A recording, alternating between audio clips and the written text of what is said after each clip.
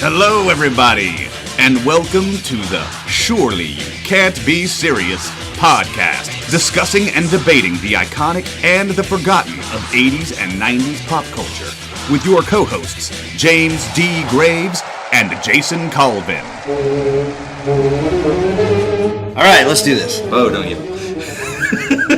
Let's do this. Okay, here we are. We are here for our Eddie Murphy, John Landis duo, the Trading Places versus Coming to America.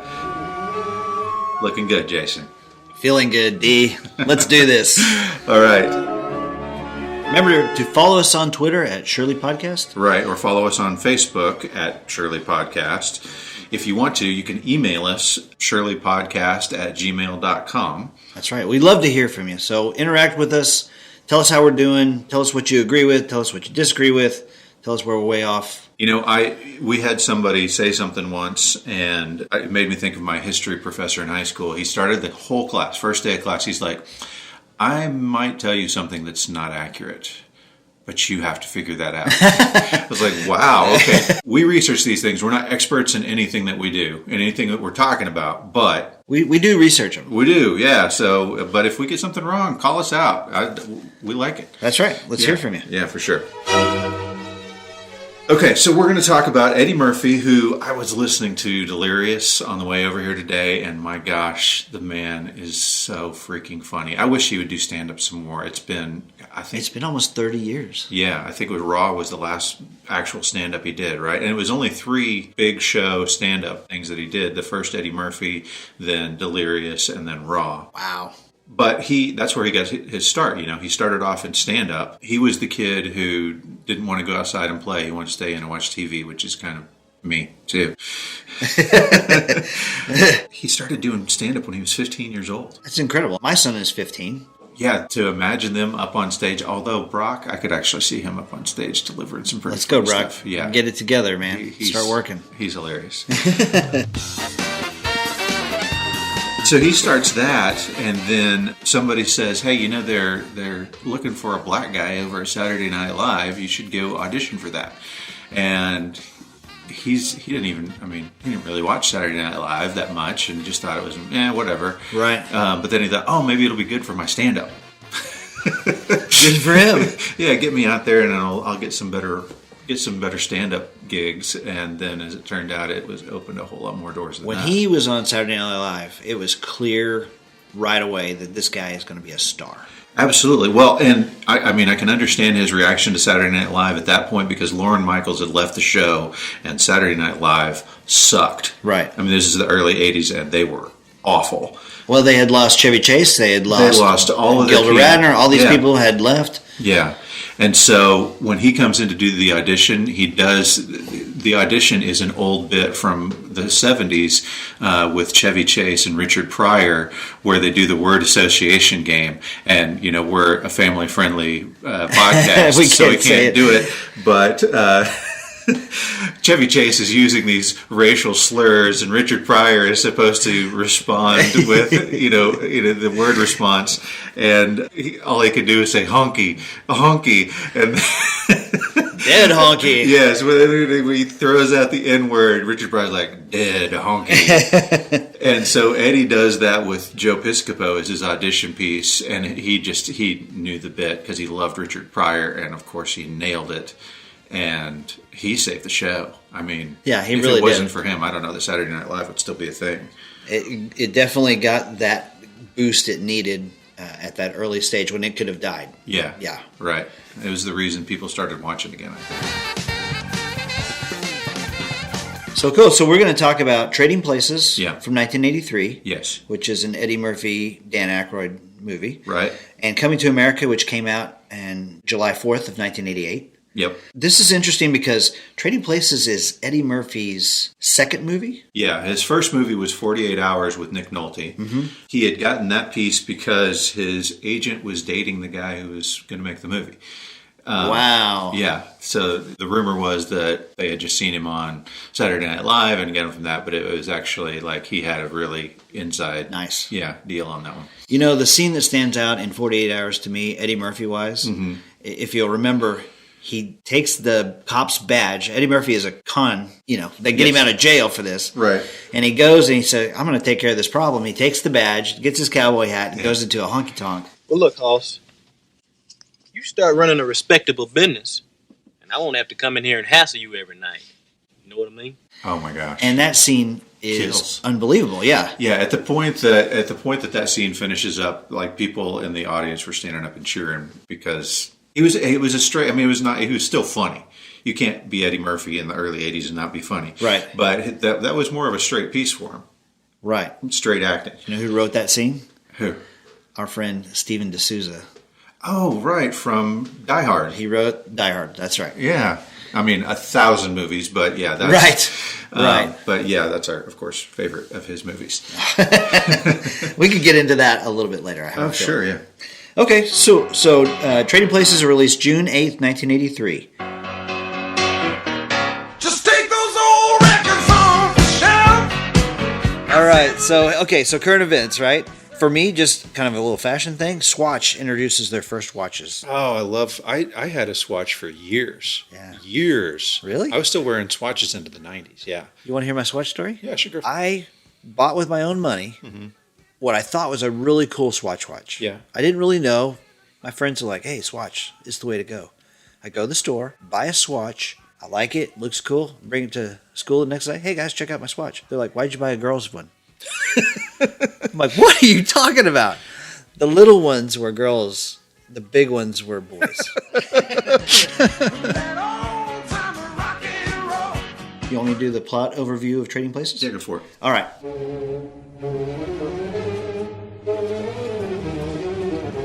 So Louis Winthorpe III is a successful commodity broker in Philadelphia. He's got a great job, beautiful fiance, and a wonderful home that includes a butler, Coleman. Billy Ray Valentine is a con man and a hustler who pretends to be a legless Vietnam vet begging and bugging people for money. Winthorpe's employers, the Duke brothers, make a bet that if they switched and took Billy Ray Valentine from the streets, put him in a job, and if they somehow disgraced Winthorpe, he would turn to a life of crime. And so they make this bet, and they set it up in such a way that they bring Billy Ray in for his job, and they cast out Winthorpe to the streets, and some hilarity ensues. But Winthorpe and Valentine figure this out. They join up, and they're going to take down the Duke brothers with the help of Ophelia, played by Jamie Lee Curtis, who is the hooker with the heart of gold, and they're going to take down the Duke brothers. Okay, so 1988.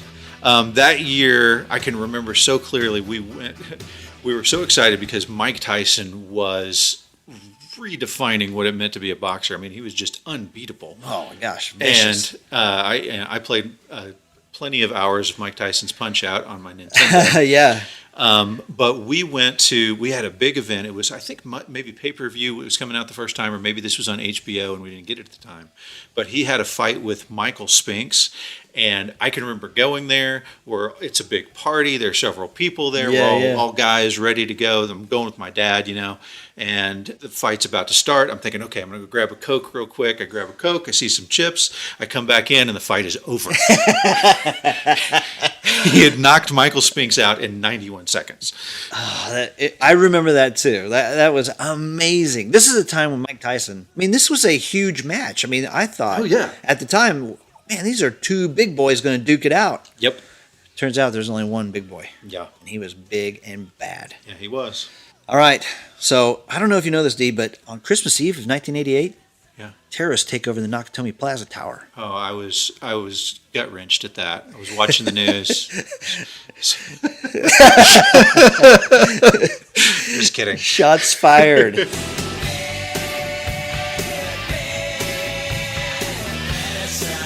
Okay, so the other movie that we're going to talk is Eddie Murphy's second movie with John Landis. We talk about big stars of the 80s. Eddie Murphy was one, but John Landis was also one. I mean, without question. You got 5 directors that were killing the 80s. He's got to be on that list. That's right.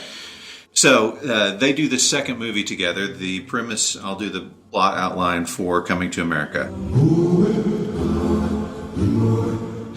Wealthy African nation of Zamunda, the crown prince Akeem Jafar grows weary of his pampered lifestyle. Libros.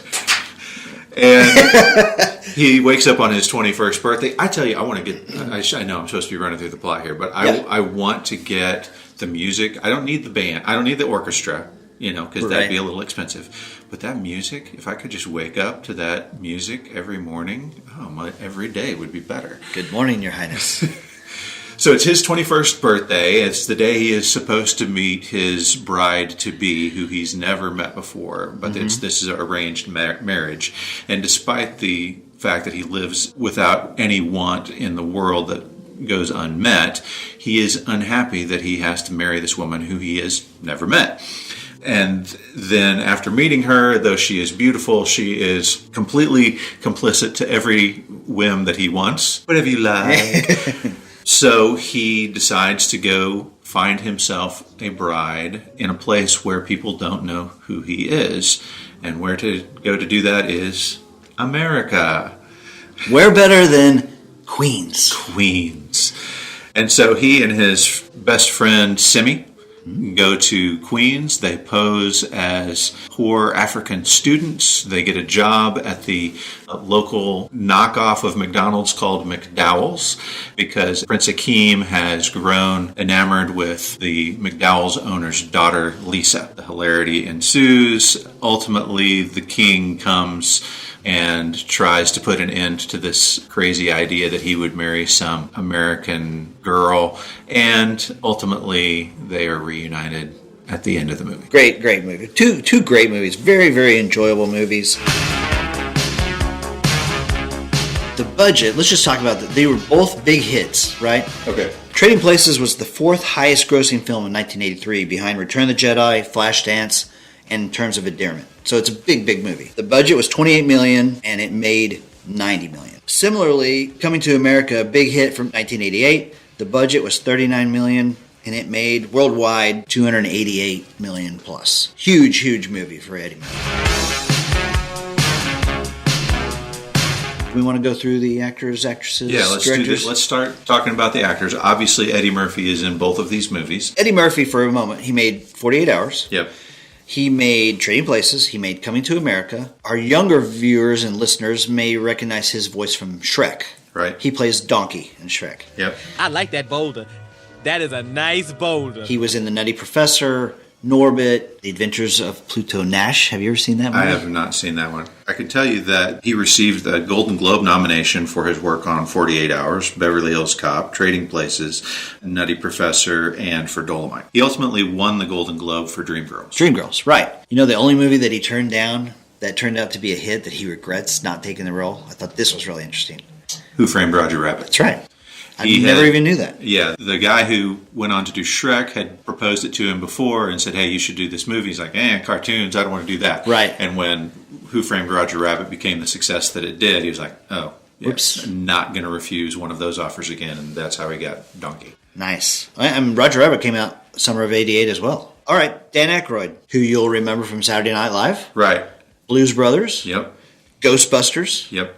Spies Like Us with John Landis. Yeah. Another 80s icon. He was in Coneheads. Yeah. In one of the worst movies in the 1980s. Maybe the worst movie of the 1980s. Ishtar? I've never seen Ishtar. He was in Caddyshack 2. Oh. I don't think I hated Caddyshack 2. I Oh, thought it Caddyshack was 2 was okay. terrible. With the guy from The Jerk in it, right? Jackie Mason. Thank you, Jackie Mason. It wasn't good? It was awful. Oh, all right. And Dan Aykroyd was in maybe the worst movie of the 1980s. Yeah. He was also in maybe the worst movie of the 1990s called Nothing But Trouble. No, I liked that one too. Oh my God. No, that's hilarious. Okay, all right. No, it's a great one. Demi Moore and Chevy Chase. Oh, right? it was terrible. And okay. he plays the judge, doesn't he? Doesn't Yes, he with play the judge? Oh my gosh, it's awesome. It's awesome. I okay. can't believe you don't like that movie. Last time you saw that, you were 5. Come on. All right, also starring, this is really cool, Don Amici and Ralph Bellamy. Yes. The Duke brothers. Yeah, Don Amici hadn't done a movie in 13 years. 13 years, yeah. Here's some interesting thing about this one. You know, when he started, he didn't know who these guys were. Right. And they didn't know who he was. But he comes in, and I mean, the 80s are very different than the movies that Don Amici was making. I mean, especially with John Landis, you're going to have lots of F-bombs. You're going to have lots of boobies. It's just the way that John Landis did his movies. Right, right. And so Don Amici's got two, like, big, drops the F on F him about his brother. And then, I mean, in the bathroom, when rewatching it, I was like, whoa, oh, he just dropped the N-bomb there. The oh my big gosh. N-bomb, that's right. And so he was adamantly, I mean, he's a conservative, religious guy. He was adamantly opposed. I'm not doing that. And they were like, you've got to do it. I mean, it's just part of the role. And he was like, okay, I'm going to do it, but I'm going to do it once, and you better get it on the first take. And he went before the filming, before the scenes started, he went early to go apologize to everybody about what was about to happen.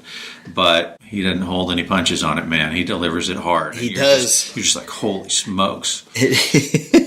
I love that about him, the fact that he's so gentlemanly to show up, and he apologizes to all the cast and crew. All right, everyone, guess what? I'm getting ready to drop a major F-bomb, and I'm very sorry about that. I realized that you've been listening to Eddie Murphy talk for the last 8 weeks.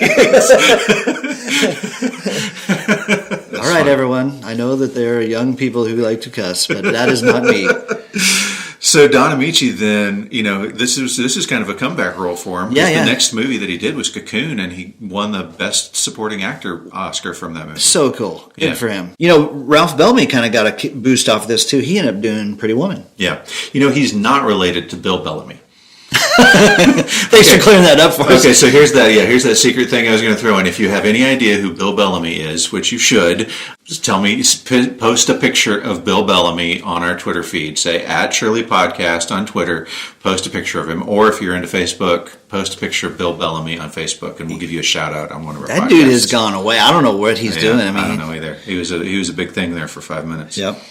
All right, and also in Trading Places, you have Jamie Lee Curtis. Okay. So, Dan Aykroyd, they were hesitant about having him come in and do the show because they weren't sure whether he could be funny without John Belushi. That's right. And they were also hesitant about Jamie Lee Curtis because they didn't know that she could be funny at all. I mean, because the only thing that she had really done at that point were the horror flicks. She was like the Scream Queen, yeah. She had done Halloween. Mm-hmm. She had done Prom Night and The Fog and some of these horror movies. So they didn't know if she could be funny. Right. One thing they did know, though, yeah, she was beautiful. Oh, my gosh. Okay, so here's the story. You've told your booby story from Airplane. I'm going to go ahead and tell this story now. So this movie came out in 1983, the summer of 1983. Yes. And my birthday's in October. I was still 7 years old when this movie came out. Okay. We're in California, and this is where I found out that what rated R really meant. Okay, so I had, at that point, at 7 years old, I know I had asked to see the other John Landis big hit, American Werewolf in London. Yeah. And my dad was like, no, you can't see it, it's rated R. And I said, what does that mean? He said, well, it's too scary. You can't see it because it's too scary. Right. Didn't mention the porn scene. and so we're in California. We're visiting my cousins. My brother and my cousins are all 15 years old. I'm 7.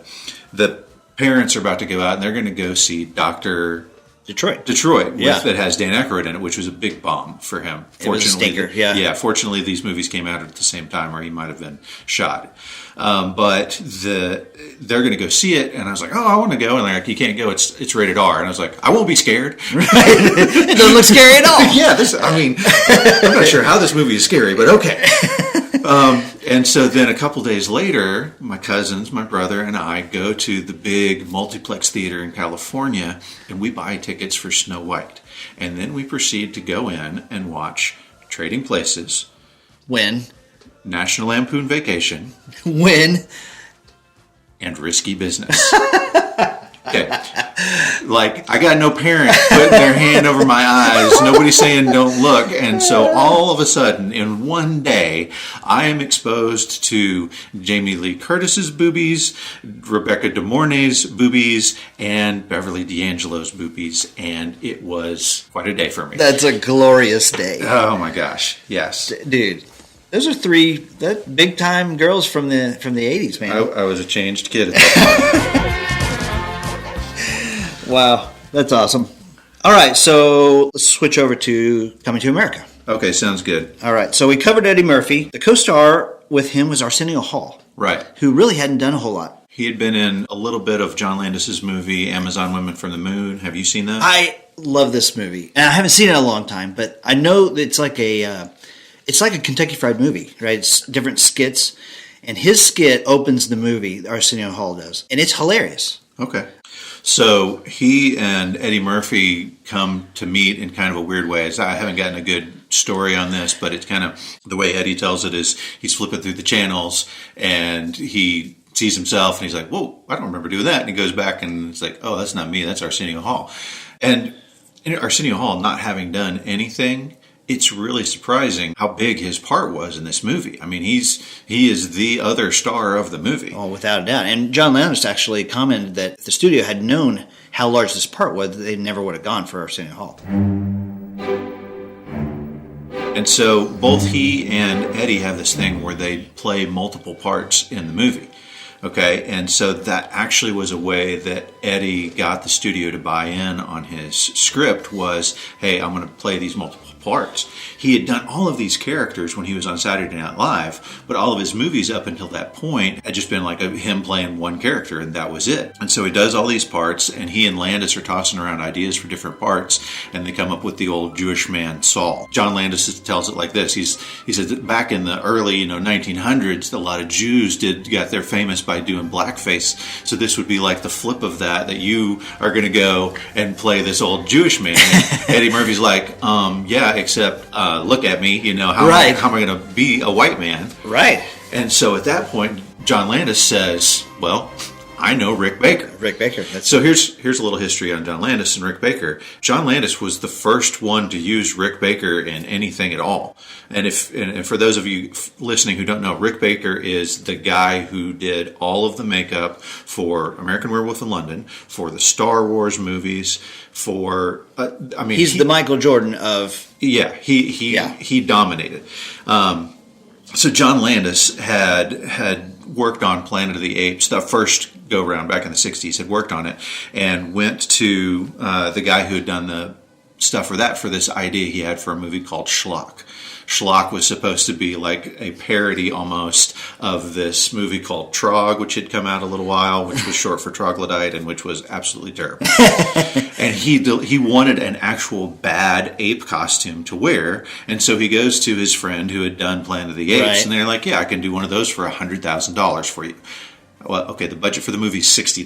I don't really know how we're going to do it. And they're like, oh, okay, we'll go to Don Pope. And so who's another big name.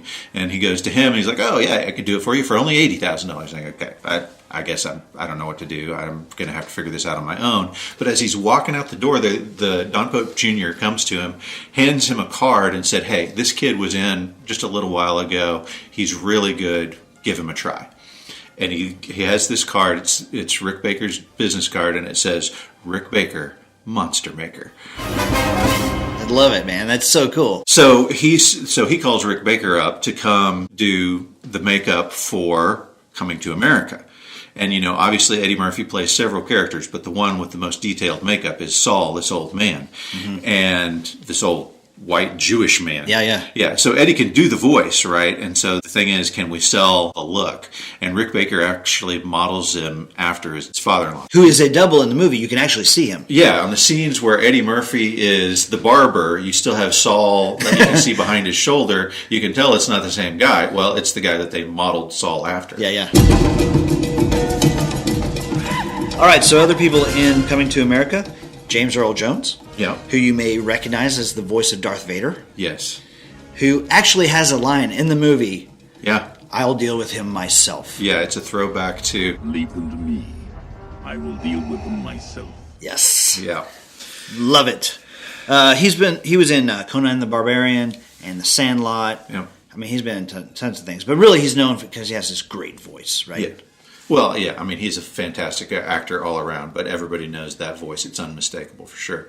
His dad was actually in Trading Places, Robert Earl Jones. What? Yeah, he was. He had a small role as one of the attendants in Trading Places.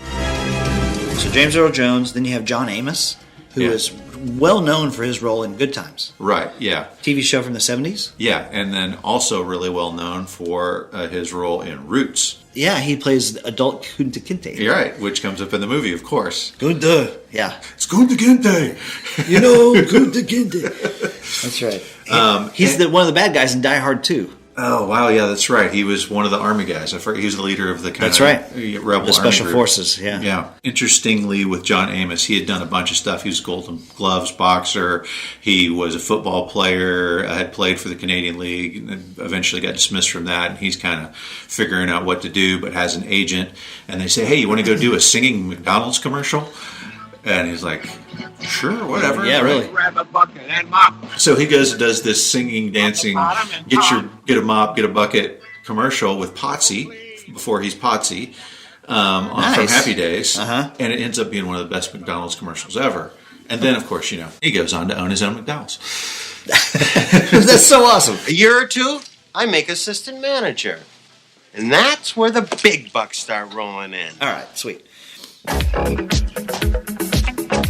Both of these were directed by John Landis, who is well known for, we touched on this briefly, but Schlock, Blues Brothers, Animal House, Spies Like Us, Three Amigos, the Thriller video, which if you'll go back to episode 1, we talked at length about the Thriller video. Right. And then American Werewolf in London, and then we need to talk a little bit about the Twilight Zone movie. Okay, so just before Trading Places happened, John Landis was one of a handful of directors that was involved with the Twilight Zone movie. His segment was a segment with Vic Morrow, where Vic Morrow is this racist bigot who goes to different places and is in the body of the people that he's got prejudices against. That's right. But in the production of the movie, there's an accident that occurs, and Vic Morrow and 2 child actors are killed by a helicopter that crashes after an explosion. Kills them both. Or kills all 3 of them, sorry. Not just kills them, but horribly decapitates them. Yeah, it's rough. Yeah.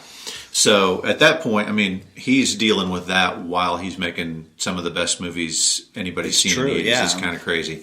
He doesn't end up doing the trial on it until later on, like 1987, I think, is when the trial happens. And so I can't imagine going through the experience itself, let alone going for years as you're waiting. And then we're talking about not a civil suit, we're talking about criminal action. Like he and a few of the other people who were involved were charged with manslaughter. And so he was huge. Really close to going to jail. Yeah, that'd have been a long prison term. Yep.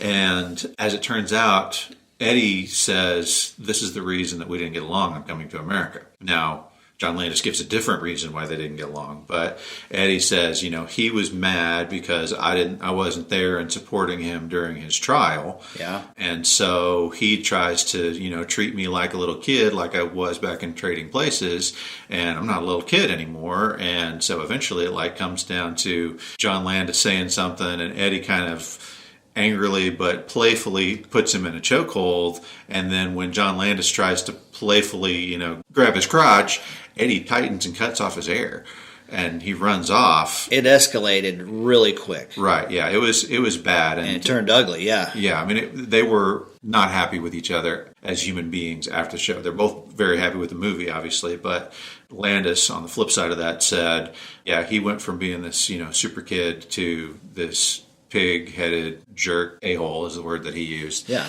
And it just wasn't fun to work with him anymore.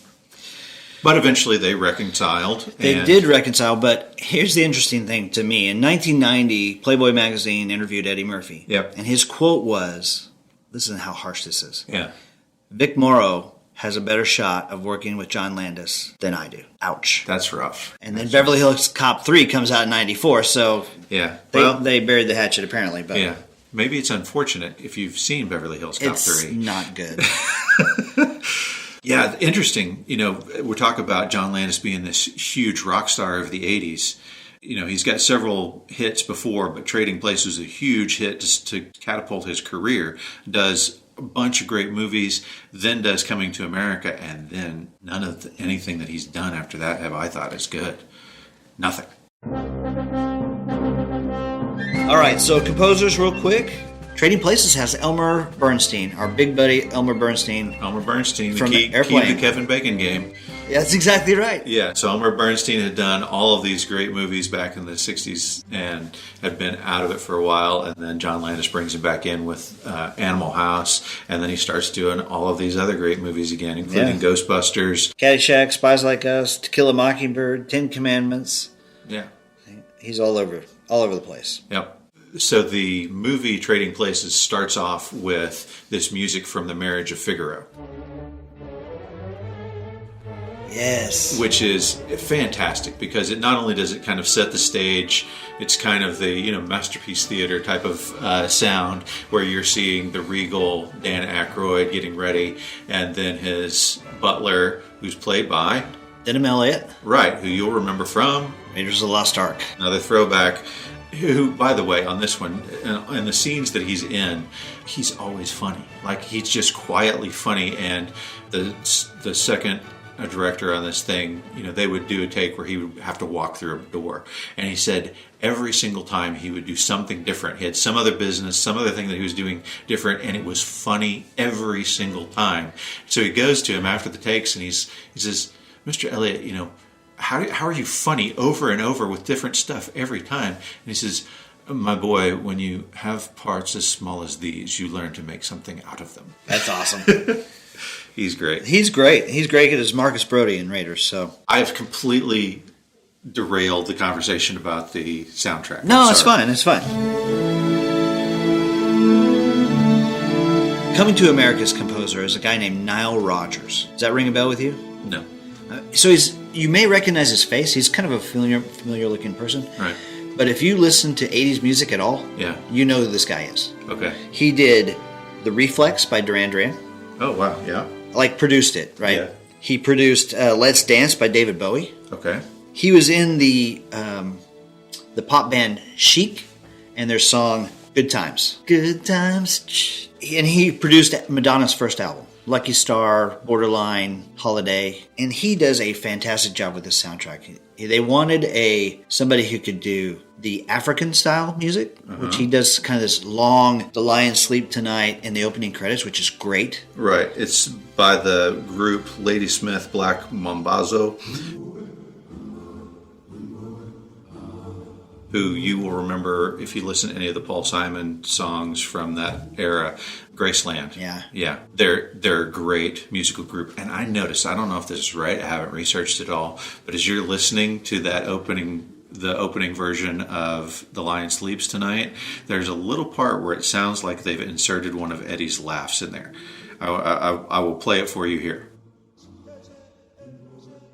I think that's Eddie's laugh. I really do. And I think a little bit later on you hear Arsenio Hall's laugh as well. But anyway. All right, cool. So on the soundtrack side of things, you've got Ladysmith Black Mambazo singing Moombe. I'm sorry, I don't know how to pronounce it. It's The Lion Sleeps Tonight. But then you've got other songs that come throughout. A few of them sang by Eddie Murphy. Yes. Oh, The Greatest Love of All. That's right. Sexual chocolate. Sexual Chocolate. Randy Watson. I believe the children are our future. Thank you. Okay, and we can't leave the actors and actresses in Coming to America without mentioning Madge Sinclair. She was the queen, of course, and then, interestingly, later on, she is again the queen, but the Lion Queen to the Lion King, because she, again, is with James Earl Jones in the movie The Lion King. She plays the voice of Saribi, who is Simba's mom. Simba's mom, but what's the name of James Earl Jones's? Mufasa. Yes, so it's Mufasa. Saribi. And then also, she plays the wife of Kunta Kinte in Roots. Wow. Yeah. And then James Earl Jones was not in the original Roots, but was in the second version of Roots. The couple of years later, I can't remember what the subtitle was, but he was in Roots, part 2. Root harder, right? Roots with a vengeance. Yeah. I do think it's interesting as we're diving into these movies that we find out how many movies are sort of related. Yeah. Right? Trading Places and Coming to America, we would say they're brothers. I mean, they are Eddie Murphy and John Landis. They're brothers, right? Right, yeah. But sort of cousins to these movies are, the Blues Brothers or Roots. The Nutty Professor, right? Right. I do want to mention Sherry Headley plays Lisa from Coming to America. Yes. And she does a great job. She's just a sweetheart and has a great smile. Yeah. She's very sort of regal, even though she lives in Queens. Right. You know who finished second for the part of Lisa? Tell me. Vanessa Williams. Vanessa Williams, who was the singer. She's a singer, a very successful singer. She was the one who was stripped of her crown for Miss America. Miss America for the penthouse spread. Yeah. Yeah, for sure. Yeah, that was an interesting bit there for the 80s. I remember that. Okay, let's dive in. I got some tidbits that I want to bounce off of you. Yeah, go. Okay, so Trading Places was originally to star Gene Wilder and Richard Pryor. Right. They had done Stir Crazy. Stir Crazy was a huge hit in 1980. Yeah. And it was originally supposed to be called Black and White. It's not very creative. That name's terrible. Yeah. But Richard Pryor had to back out. Did you hear why he had to back out? I heard it had something to do with him setting himself on fire. He set himself on fire after freebasing cocaine. Oh. Ouch. He was freebasing cocaine and went into this drug-induced psychosis, poured rum all over himself, and lit himself on fire. I can't tell you how many times I've done the same thing. I mean, who hasn't done that?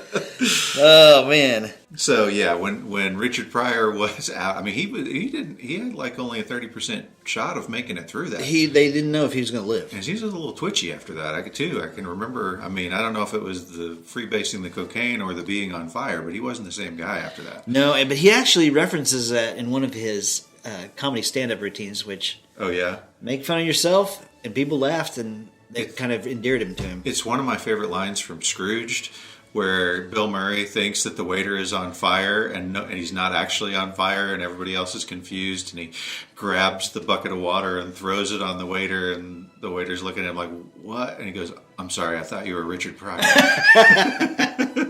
Oh, man. That's awesome. There is a restaurant in Philadelphia in the Westin Hotel called Winthrop and Valentine. Fantastic. After the movie. How cool is that? So I'm sure you're getting to you're talking about them being brothers, these two movies. Yeah. You, of course, have the connection that happens. Eddie Murphy, in frustration with Simi making the crap hole apartment look nice, grabs his money and takes it away from him and sticks it in a McDowell's bag. And then as he and Lisa are walking, romantically together, he hands the bag full of money to a couple of bums. Well, a couple of bums turn out to be the Duke brothers. I love that scene. That is my favorite scene in Coming to America. And partially because I love Trading Places so much. But yeah, Don Amici's like, Randolph, leave me alone, Mortimer. Randolph. And he says, we're back. Yeah. The Duke brothers. Thank you.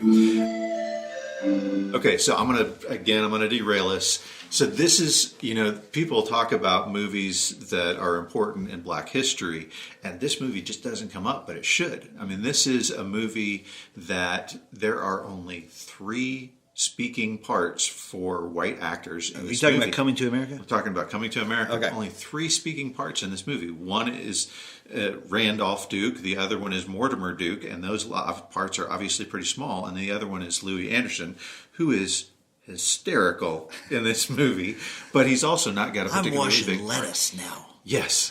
Pretty soon I'll be on fries. Yeah. A couple of years, I'll make assistant manager. That's when the big bucks start rolling in. When they were preparing for this movie, and I think they were in costume, or they were hanging out together. Anyway, Ralph Bellamy, who had done 99 films, Don Amici had done 49 films. This is Trading Places. I'm sorry, we're back on Trading Places. Yeah, Trading Places, yeah. And Eddie Murphy joked that between the 3 of them, they had made 150 films. One more thing on Trading Places before we kind of bounce around.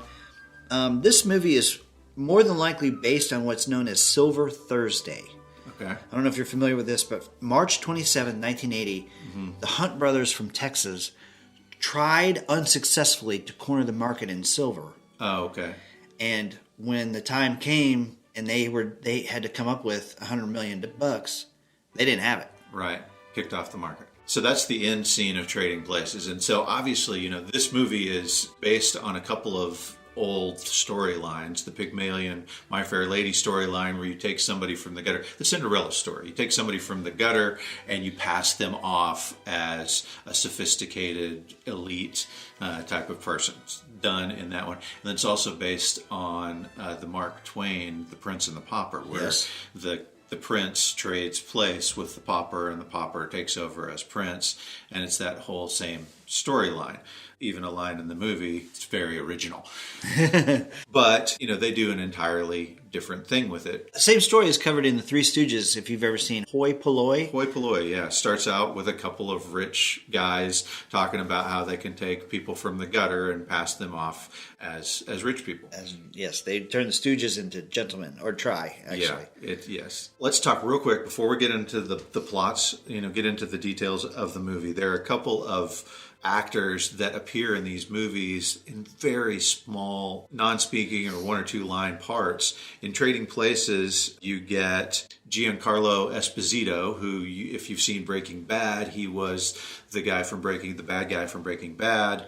If you've seen The Mandalorian, he's the guy who shows up at the end, who's kind of dressed like Darth Vader, who's the bad guy there. And there's been a ton of Spike Lee movies. Do the Right Thing is all over the place now, but this was like his first major movie role, but he's just a guy standing leaning against the bars in the jail cell.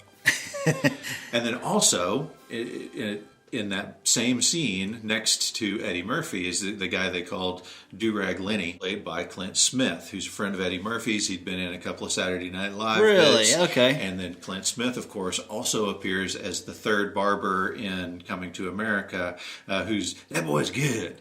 Yeah, good and terrible, yeah. That scene in the jail cell is hilarious, though, because Eddie Murphy's blowing all this BS to a few guys who are listening to him, and the couple of big guys are like, "Hey man, if you've been in all these fights, how come you don't look messed up?" Because I'm a karate man. Karate man bruised on the inside, so we don't show our weaknesses. But you too dumb. Yeah. Can't finish that line. Family friendly.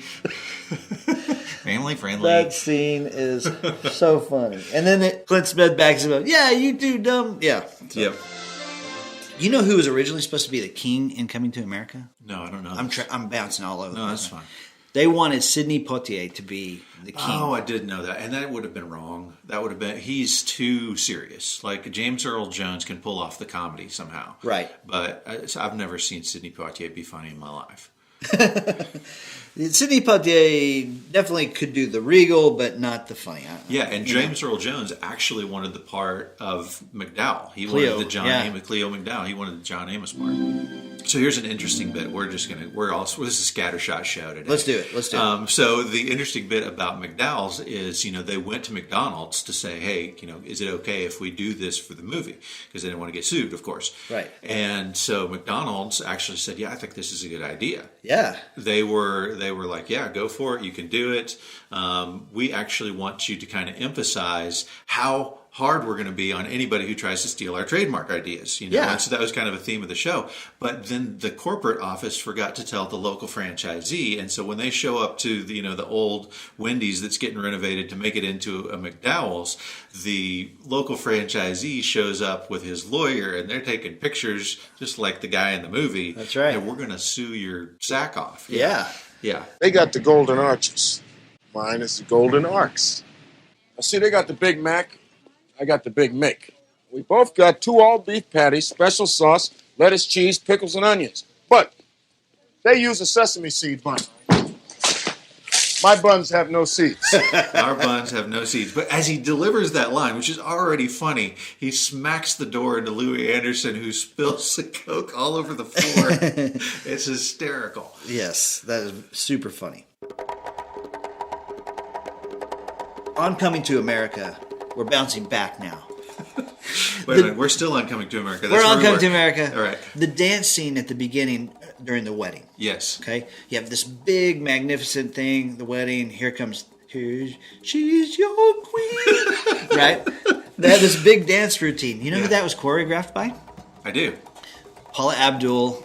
Yes. Who had yet become the big name that she was in the later part of the 80s. Yeah, she had not released Straight Up. Straight Up came out after Coming to America in 88. Right, and you know who plays a prominent part in the Straight Up video? Arsenio Hall. That's right. Otherwise known as Semi. Right. Man, and what a career launch. I mean, did you watch the Arsenio Hall show when you were a kid? I watched it all the time. Yeah, I watched that all the time. I mean, that part alone is iconic, right? Mm-hmm. It was a big, big deal in the early 90s. Yeah. There is an interesting Arsenio Hall clip. I'm going to bring us down for just a second. Okay. Jim Henson was on the Arsenio Hall show, interviewed by Arsenio Hall, and he wasn't feeling good. Oh. And talking about his career and talking about some things, but he was on the show and, hey, I'm here, I'm doing it. You're feeling a little sick. He's like, I'm all right. 2 days later, dead. Oh, and he had pneumonia or whatever it was. And such a loss. Jim Henson was such a critical part of our childhood. So he did all these things, and then, Frank Oz was a big part of the Jim Henson line as well. He did the voice for Miss Piggy. Fozzie Bear. He did Sam the Eagle. Yeah. He did Yoda. And Frank Oz, of course, is also a big player in all of John Landis's movies. Yes. Well, almost all. He's not in Coming to America. But if you get the scene where they just arrive in America and they're still in the airport, there's an announcement that comes over the PA system. Frank Oskowitz, please go to the white courtesy phone. That happens, and that's actually Frank Oz's real name. John Landis still found a way to put him. That's really cool. Put him in his movie, and he's the cop in Trading Places. Yeah, and the cop in Blues Brothers too. There's another connection. He's the cop at the beginning of Blues Brothers when Jake Blues is getting out of prison and he hands him all of his stuff. By the way, another connection. The number that Dan Aykroyd holds up whenever he's getting his mugshots done is the same number that John Belushi had as his prison number in Blues Brothers. That's really cool. Yeah. Okay, you mentioned the Muppets. Yeah. And Frank Oz is in Trading Places. Let's flip back to Trading Places real quick. Trading Places, yeah. Back to Trading Places. He's the police officer there. Yeah, so he's the one who's like, he's like, this is angel dust, right? PCP. Yeah. You know what this stuff does to kids? Yeah. So he's the cop that's sort of in collusion with Clarence Peaks. Right. But do you know who the trader is for the Duke brothers when they send him in and say, go buy orange juice? Wilson? Yeah, Wilson. Bye. Yeah, no, I don't know who Just that is. get in there. Let us worry about that. Right. You know who that is? No. His name is Richard Hunt. Okay. He did the voice of Scooter from the Muppet movie. The Muppets. Yeah. Janice. Oh, yeah. Janice is so cool. Okay, guys. I told my mom if I want to run around the beach naked. He did Beaker and he did Statler. So he was a very prominent Muppeteer. Yeah. So, pretty cool connection there. Yeah. Someday we'll find it, the rainbow connection, the lovers, the dreamers, and me. So, join us next week for part 2 of the debate. Thank you so much for your support of the Surely You Can't Be Serious podcast. Don't forget, we also love to discuss these on social media. So be sure to follow us at Shirley Podcast on Twitter. Shirley Podcast on Facebook. Email us at shirleypodcast@gmail.com. Or check out the Surely You Can't Be Serious podcast channel on YouTube. And as always, please hit the subscribe button now so that you never miss an episode of the Surely You Can't Be Serious podcast. All music, images, and movie clips are used for the purposes of commentary and education in conjunction with the Fair Use Agreement under the U.S. copyright law.